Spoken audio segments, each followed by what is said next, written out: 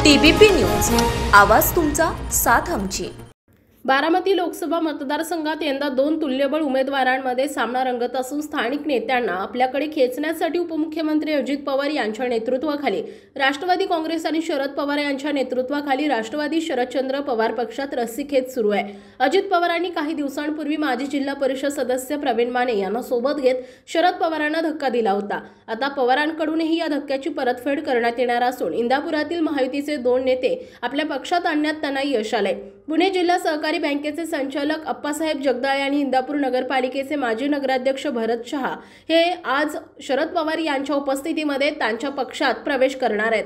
बारामती लोकसभेत यंदा पवार कुटुंबात राजकीय सामना सुरू असून विद्यमान खासदार सुप्रिया सुळे या महाविकास आघाडीकडून तर उपमुख्यमंत्री अजित पवार यांच्या पत्नी महायुतीकडून निवडणूक लढवत आहेत। अजित पवार यांचा बारामती तालुक्यासह पुणे जिल्ह्यात मोठा राजकीय प्रभाव आहे। याच अजित पवार यांच्या पत्नी लोकसभा निवडणुकीत उतरल्यानं सुप्रिया सुळे यांना निवडणुकीत विजयासाठी प्रयत्नांची पराकाष्ठा करावी लागत आहे।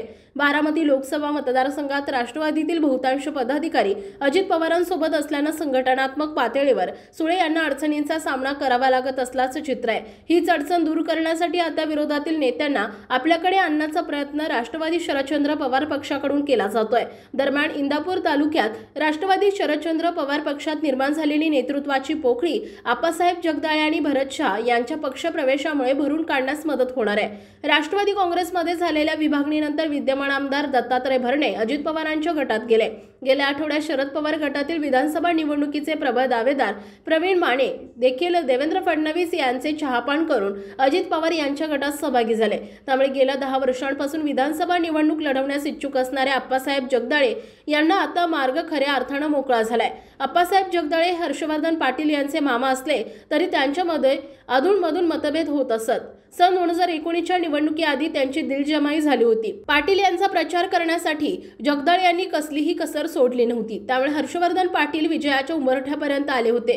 यानंतर कृषी उत्पन्न बाजार समितीच्या निवडणुकीच्या वेळी उमेदवारांच्या कारणावरून त्या दोघांचे परत भिनसलं। अजित पवारांनी साथ दिली, बाजार समितीवर जगदाळे यांची सत्ता आली।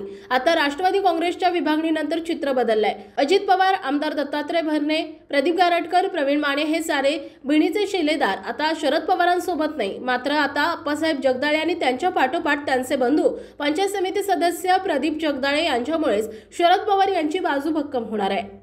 आपल्या भागातील महत्त्वाच्या आणि ताज्या बातम्या पाहण्यासाठी आजच